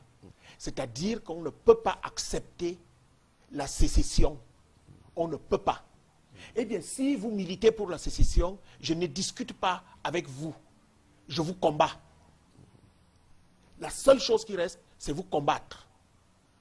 Donc, mais nous savons très bien que ceux qu'on appelle sécessionnistes sont ultra minoritaires. Pourquoi allons-nous chercher cela alors que ceux qui ont des revendications toutes fondées, qui veulent prendre leur avenir en main, qui veulent que la Constitution ou les autres éléments de droit qui régissent la nation soient appliqués, pourquoi voulez-vous que nous ne discutions pas? Il faut discuter. Et j'insiste dessus, ce n'est pas spécifique. Certaines de ces discussions-là ne sont pas, certains de ces problèmes-là, de ces problématiques, ne sont pas spécifiques à ces deux régions. Alors, est-ce qu'on ne va pas avoir du mal parce que la situation est devenue un peu plus complexe qu'elle l'était il y a peut-être 8 mois. Est-ce que finalement, les discussions qui avaient été entamées, est-ce que ça n'a pas été une erreur d'interpeller des gens et de les incarcérer au bout de première discordance de vue? Disons que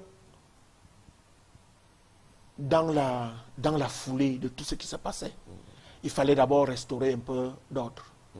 Vous ne pouvez pas discuter alors que les fusils crépitent, lorsque les trucs brûlent, les maisons brûlent, les écoles, et ainsi de suite, et tout, vous ne pouvez pas discuter. Donc, d'une certaine manière, je ne peux pas jeter la pierre au gouvernement d'avoir retiré du champ de la confrontation ce qui éventuellement l'alimentaient, même quand ils avaient raison. Je prends par exemple les avocats, je prends par exemple les enseignants et tout le reste, même quand ils avaient raison. On les sort d'abord du champ de l'alimentation, de la même façon que je ne me suis jamais opposé au fait qu'on ait bloqué Internet. Parce que le blocage d'Internet a permis de couper un des ingrédients qui alimentait fortement les désordres dans les zones. Mais vous n'accréditez quand même pas l'idée qu'on puisse mettre des gens en prison 8 mois, non, simplement. Une seconde. Donc, je dis, on peut comprendre cela oui, pour ramener de l'ordre.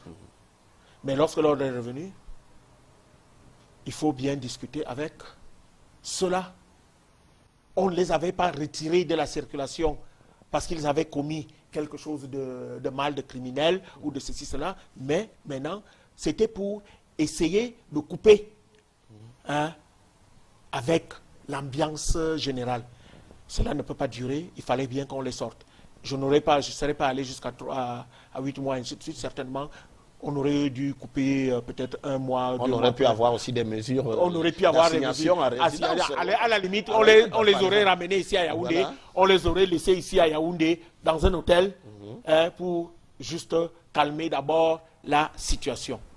Maintenant, on les a sortis, c'est déjà bien, je ne vais pas refaire l'histoire. Je ne vais pas refaire l'histoire parce que... Mais est-ce que cette situation, est-ce que ça n'a pas radicalisé la situation aussi? Le fait qu'on ait emprisonné des leaders qui, aujourd'hui, on voit peut-être qu'ils sont débordés eux-mêmes par un flanc plus radical. C'est peut-être inquiétant. D'abord, il faut le dire une chose. Il faut dire une chose. Quand on les arrête, la situation leur a déjà échappé. Bon. En fait, la situation leur a déjà échappé. Ils se sont laissés déborder. Ils n'ont pas été débordés. Ils se sont laissés déborder par ceux qui avaient un autre agenda. Vous savez, on ne les a pas arrêtés dès les premiers jours de la manifestation quand même. On les a arrêtés lorsque les exactions ont commencé. On a commencé à brûler, on a commencé à faire, y compris à marcher sur le drapeau, brûler le drapeau du Cameroun, saccager Babenda et Boya et tout le reste. C'est à ce moment-là qu'on a commencé à les arrêter. Mais on ne les a pas arrêtés. J'ai vu pendant plusieurs semaines les manifestations d'avocats, on ne les a pas arrêtés. Donc, parce que, voyez-vous, il y a toujours une gêne. Les gens confondent la confrontation politique qu'on peut avoir avec un pouvoir, avec les intérêts de la nation qui sont mis en cause. Le pouvoir est comptable de la nation et il doit prendre les mesures qu'il faut pour arrêter, stabiliser, éviter. Et je crois que certaines mesures, malgré quelques exagérations, mais certaines mesures ont été prises à bon escient. Maintenant, il faut les laisser. Et il y a d'autres qui ont été arrêtés. Eux, c'est des casseurs. Parce que rien ne peut justifier aujourd'hui que parce que vous voulez manifester de ceci, cela, vous venez trouver ma voiture, vous la brûlez. Vous venez trouver ma maison, vous la brûlez. Vous voyez mon enfant, vous vous mettez à le martyriser, à le malmener sous prétexte que l'enfant est parti à l'école. Vous ne m'imposez pas votre point de vue quand même. Alors, si on accepte qu'ils puissent imposer leur point de vue à ceux-là, eh bien, il faut qu'ils acceptent aussi qu'on puisse leur imposer un point de vue, y compris par la force. Et l'État est le seul à avoir la force, le monopole de la violence légitime. Oui. Eh bien, qu'ils acceptent aussi la même violence qu'ils ont employée pour essayer d'embrigader les enfants, de malmener les enfants, qu'on leur impose la même chose. Donc, j'ai dit, il faut discerner entre ceux qui ont eu des revendications purement politiques en utilisant les moyens connus, la grève, la manifestation, même si ces manifestations-là n'ont pas été acceptées, avec ceux qui, on les appelle généralement les casseurs, comme on les voit dans d'autres manifestations, ils sont venus pour faire la casse. Ceux-là, ils ne sont pas excusables. Parce que c'est eux qui font dégénérer et le combat et le sens d'une manifestation. Donc moi je dis, je ne vais pas me mettre à faire dans la fine bouche, parce que si un jour j'avais à gérer le pouvoir, il y a des choses sur lesquelles je serais intraitable. Je n'ai pas besoin de le cacher. Je serais sur les choses. Il y a des choses sur lesquelles il faut être intraitable, parce que c'est ça la gestion de l'État. Mais finalement, il y a aussi beaucoup d'amalgame. Puisque vous dites qu'il y a des casseurs qui disent qu'ils n'ont pas cassé. On a quand même aussi vu ces exactions des forces de l'ordre, quand même, qui parfois ont dépassé. Quand on dit exaction, il n'y a pas à choisir entre forces de l'ordre et ainsi de suite. Les forces de l'ordre, elles sont formées pour ne pas tomber dans les exactions. Eh bien, si quelqu'un tombe dans les exactions, il tombe sous le coup de la loi, il faut agir. Je n'ai pas dit que seuls les manifestants doivent être jugés, punis, y compris les forces de l'ordre. Parce que c'est ça aussi, lorsque vous utilisez mal la force légitime, normalement, vous créez des situations conflictuelles inutiles. Et donc, il faut, le moins qu'on puisse dire, il faut les frapper. je suis assez écœuré par ce que je vois souvent à la télé, notamment aux États-Unis, où un policier tue de sang-froid quelqu'un et on appelle ça un grand jury qui va s'asseoir et qui commence à raconter n'importe quoi et pour dire que comme c'était un policier, bon, il faut le lâcher et on le lâche. Non. Vous avez commis une erreur, tout le monde doit payer son erreur. C'est tout.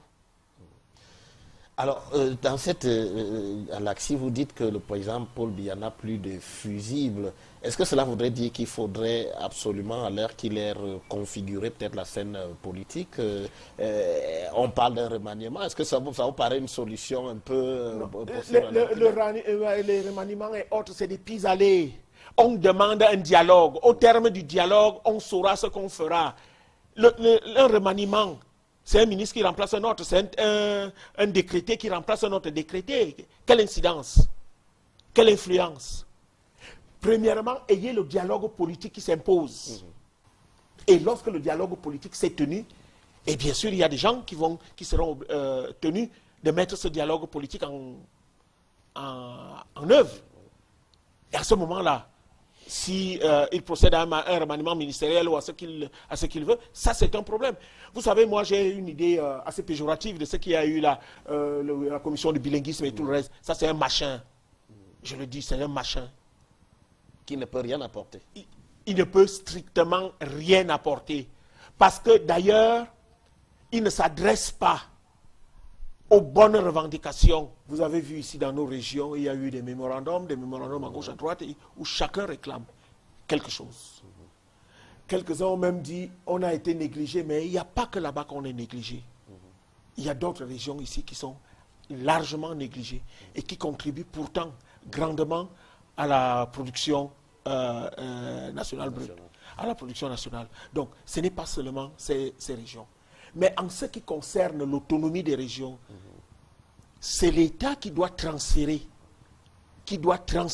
les pouvoirs qu'il a vers les régions. Donc, le premier responsable de cette absence de transfert, de cette absence d'autonomie, c'est bien le pouvoir central. C'est bien le pouvoir central. Et vous savez, malheureusement, à force de trop centraliser le pouvoir, on finit par créer une hydre qui finit par vous dévorer. Dans le cas d'espèce, le président de la République a concentré tellement de pouvoir entre ses mains qu'aujourd'hui, personne ne peut prendre de décision en ces lieux et places. Même lorsque celle-ci relève d'un ministère ou d'une administration donnée. Tout le monde attend. Et je ne vous apprends rien, vous avez dû le constater. Chaque fois qu'il y a un problème, on dit, on attend la décision de la présidence. On a envoyé à la présidence, on a envoyé à la présidence, on a envoyé à la présidence. Eh bien, du coup, il y a une hypertrophie de la présidence qui fait que personne ne sait plus qui fait quoi. Et personne n'est plus responsable de quoi que ce soit. Je crois que la décentralisation doit d'abord commencer par un renvoi d'un certain nombre de pouvoirs au ministère, aux administrations, par le président de la République lui-même. Et maintenant, de ces administrations vers les collectivités territoriales en fonction des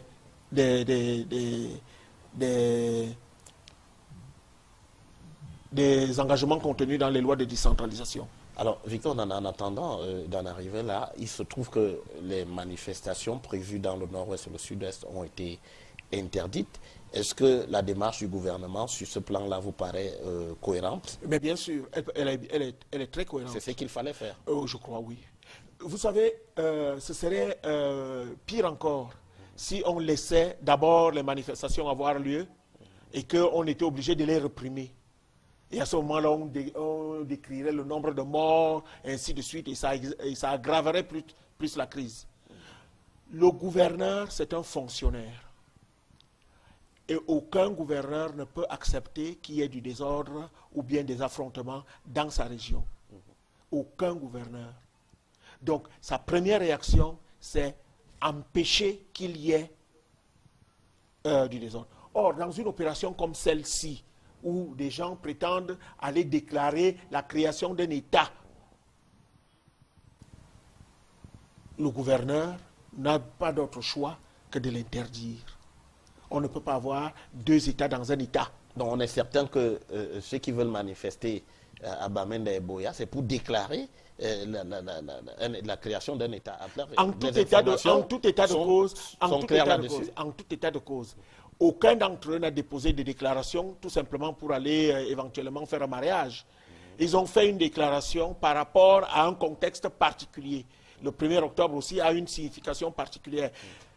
Moi personnellement, et l'UPC je crois aussi, et tout à fait ne comprend pas, n'a jamais compris pourquoi on a enlevé le 1er octobre comme une date de mémoire pour le Cameroun. Une fête nationale, par exemple. Une fête nationale pour le Cameroun. D'indépendance. Ouais.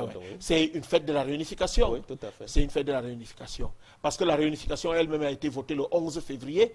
Et vous observerez que le 11 février a aussi été effacé pour faire une fête de la jeunesse. Mais c'est ce jour-là qu'il y a eu référendum pour 1961 et que la déclaration de réunification totale, elle a eu lieu le 1er octobre. Donc, ce sont des dates qui devraient être fêtées. Mais lorsque maintenant on transforme une date en une manifestation qui, au lieu de matérialiser la réunification, même si elle a beaucoup de travers, beaucoup de torts, il y a beaucoup d'incorrections dans cette opération de réunification, mais elle a au moins l'avantage d'exister. Elle a au moins l'avantage d'exister. Et donc, je comprends tout à fait que le gouverneur puisse interdire et que l'État, dans ses missions, prenne des dispositions pour qu'il n'y ait pas de manifestation ce jour-là. Est-ce que vous comprenez aussi ceux qui s'interrogent sur les marches projetées sur les marches du RDPC à travers le pays ce même 1er octobre? Dans ces régions-là, si c'est dans ces régions-là, elles doivent être interdites elles aussi. Elles doivent être interdites elles aussi. Et d'ailleurs, j'ai condamné la marche qui a eu lieu lors du début des revendications, notamment en novembre, où le RDPC qui était prévu à Bamenda. Voilà, qui était prévu à Bamenda. C'est une provocation. Et je ne sais pas pourquoi on a autorisé celle-là. Et elle a failli dégénérer. Donc, on aurait dû l'interdire aussi. On devrait interdire toute manifestation dans ces régions-là. Et je crois que c'est cette décision-là qui a été prise. Maintenant, ce qui se passe de l'autre côté, ce qui se passe maintenant dans les zones où on est un peu plus libre. Si on autorise au RDPC à faire des manifestations, eh bien, il faudrait qu'on autorise aussi des manifestations de ceux qui peuvent éventuellement avoir à manifester ce jour-là pour des raisons et pour d'autres. Il ne faut jamais faire deux poids, deux mesures. Par exemple, manifestation et pour d'autres, on met quoi dedans? Pour des raisons et pour d'autres, vous dites, on met quoi dedans? Par exemple, s'il y a des Camerounais qui disent, nous allons marcher pour que on écoute les anglophones, pour qu'on comprenne, on pose véritablement leurs problèmes sur la table. Vous pensez que l'administration doit autoriser cela? Je ne le pense pas. Ça, c'est pour d'autres raisons. Je ne le pense pas. Mais je crois qu'on serait fondé parce que, voyez-vous, ça fait depuis, pour prendre le cas de l'UPC seulement, depuis 2014 que nous revendiquons ce dialogue inclusif qui permettait de poser tous les problèmes sur la table. Nous ne sommes manifestement pas écoutés, pas par le peuple camerounais, mais par le pouvoir. Nous ne sommes manifestement pas écoutés par le pouvoir. Qui ne veut pas parce que dialogue. Si vous remarquez aujourd'hui, tout le monde revendique ce dialogue. Tout le monde réclame ce dialogue. Donc nous avons été écoutés par le peuple. Nous reviendrons sur cette question du dialogue, mais voilà. Nous allons d'abord évoquer d'autres aspects avant d'y venir. Alors c'est qu'il faut, vous parliez tout à l'heure avant cette question de manifestation, de la question du référendum de 1961 qui vous semblait, vous disiez qu'il y avait beaucoup d'incorrections. Comment faut-il comprendre cette question? Voyez-vous, pour prendre le cas de l'UPC, l'UPC qui est le parti le plus ancien et qui a conduit les revendications jusqu'à l'indépendance et même la réunification. L'UPC, dans son projet politique, avait prévu que la réunification devait avoir lieu avant l'indépendance. Pourquoi réunification? On n'a pas dit unification, on a dit réunification. Réunification vient de réunir ce qui a été désuni. Réunir ce qui a été désuni. Et pour la petite histoire, le Cameroun que nous connaissons aujourd'hui, c'est une émanation de la conférence de Berlin de 1884. Tout à fait. Et le Cameroun avait pour capitale politique Boya et pour capitale économique Douala. Donc, les séparations qui consistent à dire qu'il y avait un Cameroun occidental, il y avait un Cameroun oriental, ainsi de suite. Il n'y avait pas. En 1901, voilà. lorsque le Cameroun donc, la naissance du Cameroun est vous comprenez qu'il n'y avait pas ce qu'on appelle aujourd'hui Cameroun occidental, Cameroun oriental. Il y avait, bon, comme il faut bien indiquer le pays, selon ces 4 points cardinaux, il y avait le Cameroun du Nord, le Cameroun du Sud, le Cameroun de l'Est et le Cameroun de l'Ouest. Ça, c'est normal. C'est les 4 points cardinaux, ça c'est obligatoire. Mais il n'y avait pas cette séparation Cameroun occidental, Cameroun oriental. Puisque la capitale politique du Cameroun, c'était Buea. Oui. Dans la dénomination connue, on dit c'est le Cameroun occidental. Et dans la capitale politique, c'était Douala. Dans la dénomination connue, c'était le Cameroun oriental. Nous avons dit, et malheureusement, en 1920, après la perte de la deuxième guerre, de la première guerre mondiale par l'Allemagne, la SDN a confié la tutelle aux deux puissances qui avaient combattu l'Allemagne et qui l'avaient défaite. Mais sur la base d'une seule langue, ce n'est pas parce que vous avez plongé un morceau de bois dans un lac qu'il devient immédiatement poisson, qu'il va devenir poisson. Ce n'est pas parce que nous avons emprunté quelques langues de ceux qui assuraient la tutelle que nous avons changé de pays. Donc pour vous, pour l'UPC, si la réunification était intervenue avant... il n'y aurait pas tout ce problème. Il n'y aurait pas ce problème. Comment cela? D'abord, parce que il n'y aurait pas eu le Cameroun occidental, le Cameroun oriental. Il n'y aurait jamais eu. Parce que le Cameroun serait redevenu ce qu'il n'aurait jamais dû cesser d'être. C'est-à-dire le Cameroun dans un territoire. Un pays, c'est d'abord un territoire. Avant d'être un ensemble de populations. C'est d'abord un territoire. Un pays, c'est d'abord reconnu dans ses frontières. Et maintenant, tous ceux qui sont à l'intérieur peuvent se partager, peuvent se diviser comme ils veulent là, mais à l'intérieur d'un territoire. Donc, s'il y avait eu cela, il n'y aurait pas eu, premièrement, cette affaire-là. Évidemment, ceux qui étaient au pouvoir à l'époque, c'est-à-dire Ahidjo, il avait surtout en tête pas cette revendication que portait l'UPC, mais il avait en tête d'assumer d'abord le pouvoir, même si c'était dans son village. Pourvu qu'il soit dit, appelé président. Ahidjo était obnubilé par le pouvoir. Il fallait absolument... La France aussi d'ailleurs. La France aussi. Parce que la France, au lieu de porter au moins le projet politique que disait l'UPC, même si on avait écarté l'UPC des arcanes du pouvoir, au lieu de porter, de soutenir la France a voulu jouer les malins. Il a voulu jouer les malins et elle a donc convaincu Ahidjo, parce qu'Ahidjo, à l'époque, qu'est-ce qu'il pouvait faire sans la France? Rien. Donc, le tort que nous reprochons à Ahidjo, c'est un tort que la France peut tout à fait bien porter, en est responsable. Oui. Toujours est-il que l'indépendance a précédé la réunification. Maintenant, il fallait quand même aller vers la réunification. D'abord, nous avons été coupés d'une très grande partie de notre territoire. Au terme du référendum du 11 février 61. Ce référendum a validé une certaine situation. Maintenant, on a eu cette situation. Il y a une partie de ceux-là qui donc ont accepté de rejoindre le Cameroun, qu'ils n'avaient jamais quitté d'ailleurs. On a rejoint. Mais maintenant, dans la gestion de ce référendum, manifestement, si on s'en tient à ce que disent ceux qui avaient participé à la conférence de Fumban et ainsi de suite, les engagements n'ont pas été tenus par certains. C'est-à-dire par Ahidjo et par d'autres. Mais on ne peut pas reprocher tout seulement à Ahidjo. Les engagements n'ont pas été tenus, y compris par ceux qui représentaient cette zone-là. C'est-à-dire John Goufoncha, Tandemuna et tout le reste. Gomjoa. Et bien sûr. Oui. Manifestement, ils n'ont pas insisté pour que les garanties ou bien pour que les engagements soient tenus. Oui. Bon, ils se sont contentés d'assumer les parcelles de pouvoir qui leur étaient concédées. Ils se sont contentés d'assumer cette parcelle de pouvoir. Bon, maintenant la situation est là. Donc il ne bronche pas lorsqu'Ahidjo commence à désosser toute l'architecture des accords. Mais jusque dans les années, Ahidjo est parti, Biya est venu, même après la mort d'Ahidjo, Biya a continué avec eux, non? Oui. Ils ont continué. Tandemuna, c'est à sa retraite qu'il est parti. Bon, les autres ont eu la bonne idée de mourir avant. Oui. Donc bon. Alors, est-ce que finalement, est-ce que le référendum de 1972, aujourd'hui, tel qu'on regarde la situation, il était une bonne option ou finalement il 72 oui, tout à fait. Est-ce qu'il aurait été une bonne option? Non, je ne peux pas le penser. D'abord parce qu'il n'a pas été discuté. Il n'a pas été discuté avec, en fait, comme disent quelques-uns, le référendum, c'était la question, c'était voulez-vous ceci? Et la seule alternative, c'était oui ou oui. Hein? C'était pas oui ou bon, non. comme dirait d'autres, c'était oui ou yes. Bon, c'est la même chose. Donc, je pense qu'il y a certains points de ce référendum qui auraient mérité une plus grande discussion et un accord plus important de ceux qui avaient signé les accords de 1961, les accords de Fumban.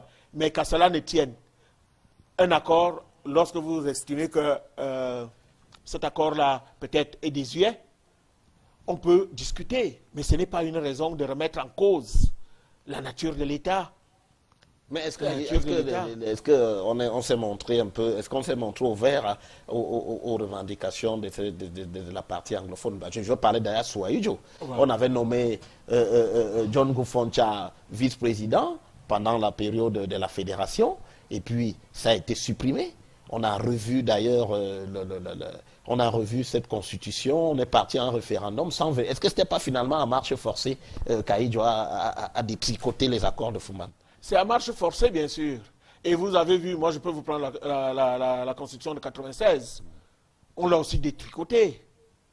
On l'a aussi détricoté. Alors, ce que vous avez accepté avec tout le monde, hein, vous le détricotez sans même tenir compte de l'existence des autres. Ça n'a jamais été une bonne chose. Et évidemment, Aïdjo, c'était un autocrate. Tout le monde le sait, on n'a pas besoin d'en faire une image. Donc, il a transformé... il n'écoutait que ses propres pulsions de pouvoir, et il a fait ce qu'il a fait. Et ça s'est continué. Ça n'a pas changé. Mais pourtant, on a vendu l'idée qu'il était le père de la nation, le grand constructeur de l'unité nationale. Si je vous dis qu'aujourd'hui, on considère que le Cameroun est né en 1982, il est né le 6 novembre 1982. Qui ça? Ah, vous savez, les turiféraires, ils ont toujours dit ça. Que le Cameroun était... Le Cameroun n'est né qu'avec la présidence de M. Biya, ce qui est quand même une aberration. Et de la même façon qu'on a dit Aïdjo est le père de la nation, de quelle nation? Vous savez très bien que la revendication sur l'indépendance et l'existence de la nation, elle n'a pas été portée par Aïdjo. Au contraire, elle a même été combattue par Aïdjo. Et avant d'en profiter, lorsque celle-ci, cette indépendance, est devenue inéluctable, il en a profité, mais il n'a pas combattu. Je vous rappelle qu'on a délégué les Okala, les ceci, cela, à l'ONU pour aller combattre la revendication d'indépendance et de l'unification portée par l'UPC. Donc, je ne peux pas penser, on ne peut pas dire ça, père de la nation, mais ça, c'est les turiféraires, quand lorsqu'ils ont déjà besoin de... vous savez, moi, je n'ai pas envie de beaucoup commenter ce climat-là, parce que, bon, il ne faut pas trop remuer les plaies. Il ne faut pas trop remuer les plaies, mais elles sont quand même béantes là, à l'heure qu'il est. Ah oui, mais donc il faut chercher des solutions. Il faut chercher des solutions. Et je crois donc, vous passez, là on parlait d'Amadou Aïdjo, mais quand même, comment on peut comprendre, on entend beaucoup de reproches ici aujourd'hui sur le président Biya. Après 72, il y a quand même qu'en 84, il va encore avoir d'autres amendements, d'autres qui semblaient aussi indiquer...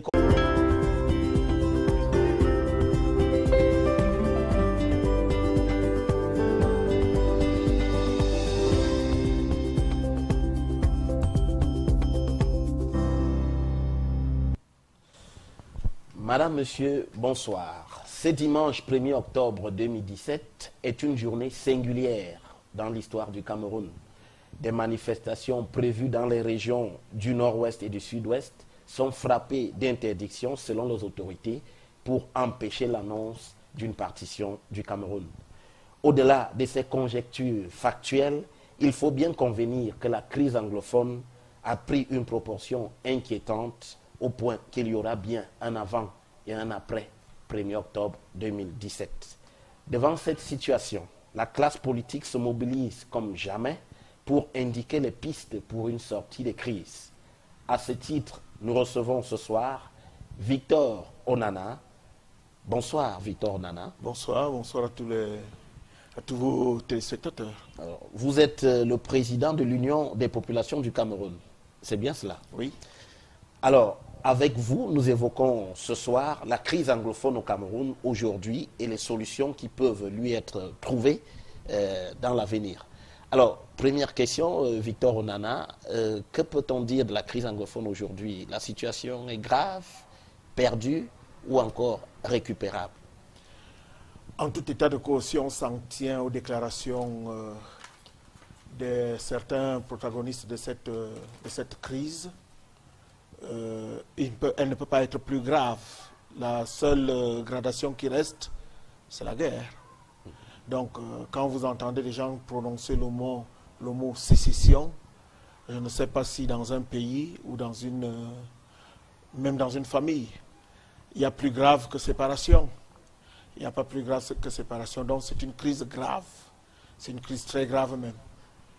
Mais il ne faut peut-être pas l'exagérer.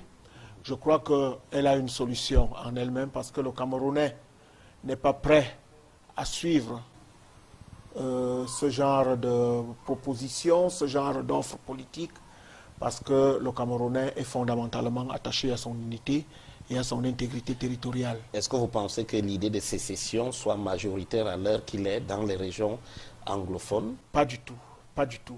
Mais vous savez, généralement, les agitateurs ont toujours plus de prégnance sur une actualité que ceux qui restent calmes, que ceux qui sont quoi. Et c'est ce qui se passe aujourd'hui. Certains agitateurs, profitant de revendications tout à fait fondées, qui avaient été faites aussi bien par les avocats que par les enseignants, ou que et même par tout un corps social qui se trouve de ce côté-là, les besoins d'infrastructures, les besoins de prise en charge par eux-mêmes de leur avenir, c'est-à-dire la décentralisation et tout le reste. Ils ont profité de cela pour essayer de mettre leur calendrier, leur propre agenda en exergue. Parce que les déclarations, les revendications de sécession, ça ne date pas d'hier, ça ne date pas de novembre, mais elles datent bien de bien plus longtemps avant. Mais bon, ils n'avaient jamais trouvé d'emprise sur le peuple camerounais ou sur les régions dans lesquelles ils exprimaient cette revendication. Ils ont profité du fait que bon, des revendications ont été faites et qu'avec l'atonie du gouvernement à répondre positivement à un certain nombre de revendications, même lorsque celles-ci sont fondées, ils ont essayé de profiter et effectivement ils en ont profité pour faire progresser leur propre agenda. Donc pour vous, le gouvernement n'a pas du tout répondu aux attentes de la partie anglophone à l'heure qu'il est? Ce n'est pas seulement une partie, les attentes d'une partie anglophone, si c'était que ça, si c'est un problème linguistique, je ne pense pas que ce soit suffisant pour arriver aux excès que nous avons eus là. Parce que d'abord, linguistiquement parlant, je ne pensais pas que les régions dites anglophones se caractérisaient surtout par leur connaissance uniquement de l'anglais. Il y avait d'autres problèmes linguistiques. Il y a d'autres problèmes linguistiques entre les relations avec les autres dans nos régions et ainsi de suite. Moi, je suis Oundo. Je ne pense pas que ma langue soit le français. C'est une langue de communication comme une autre, le français, qui peut changer du jour au lendemain. Qui peut changer du jour au lendemain. Et il y a mes enfants, je ne sais pas s'ils continueront à parler français ou s'ils parleront autre chose. Certains font l'anglais, d'autres font le chinois, ainsi de suite. Demain, est-ce que ceux-là, au lieu de se revendiquer Ewondo, parce que ce sont mes fils, ils se revendiqueront chinois ou bien allemand ou bien je ne sais plus quelle langue. Donc au-delà de la question de l'anglais, il y a des problèmes beaucoup plus profonds alors? Bien sûr, il y a des problèmes beaucoup plus profonds qui sont liés à la prise en compte des besoins des territoires, pour s'exprimer. On ne peut pas comprendre que depuis 1996, la décentralisation ait été affichée, votée, et que jusqu'aujourd'hui, on nous voit pour son application. Mais le gouvernement dit que la décentralisation est en bonne marche. Il y a eu tout un cabinet du Premier ministre, toute une réunion du cabinet du Premier ministre consacré à la question de la décentralisation, avec des indications précises. D'ailleurs, même le ministre de l'administration territoriale dit que la décentralisation a atteint un pourcentage important. Vous savez, les déclarations ne convainquent que ceux qui veulent y croire. Nous sommes sur le terrain et nous voyons que ce n'est pas tout à fait ça. Je vous prends un exemple flagrant. D'où vient-il qu'il y ait encore des délégués du gouvernement? D'où vient-il que dans nos régions, nous n'ayons pas de conseillers régionaux, que nous n'ayons pas de présidents des régions, à défaut d'avoir des gouverneurs des régions élus? D'où vient-il cela? Et on parle de décentralisation. D'où vient-il que les marchés, les réalisations au sein de dans nos arrondissements, dans nos communes, dans nos collectivités locales, sont toujours coordonnées à partir de Yaoundé? Ce qui signifie qu'en fait, on n'a pas donné le pouvoir à ceux à qui on devait donner, peut-être parce qu'ils sont mal désignés aussi, peut-être. Mais toujours est-il que on n'a pas fait une véritable décentralisation. Ce n'est pas une question de déclamation, la décentralisation. C'est une question de réalisation, d'effectivité. C'est-à-dire, on montre que, effectivement, voici les pouvoirs qui ont été transférés aux régions et ils les assument. Et ces régions les assument pleinement, quitte à ce que il y a la CONAC, il y a tout le Consupé et tout ce qu'il faut.